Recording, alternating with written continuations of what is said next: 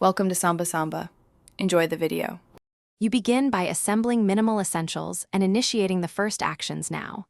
Install your chosen recorder and grant microphone and screen permissions so the app can capture both. Once installed, connect and select your microphone.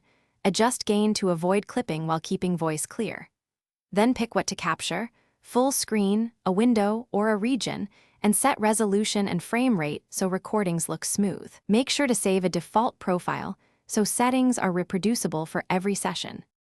Once your basics are set, configure capture and audio paths for reliable recordings. Route microphone to the recorder as input and enable system audio so app sounds are included. Activate noise suppression and a pop filter option to reduce plosives. Next, choose H. 264 encoding and a bitrate around 4 to 8 Mbps for 1080p to balance quality and file size. Set a CPU preset that your machine can handle.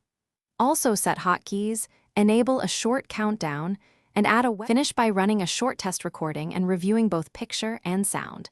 Export to MP4 or MKV and trim dead air. If you notice desync, use a single-track recording or increase audio buffer and verify sample rates match between mic and recorder. This prevents gradual drift. When exporting, choose a sane bitrate and folder path, then name the file clearly. If audio is missing, check OS permissions, the chosen input device, and sample rate mismatches. Usually the fastest fix is selecting the correct device in settings.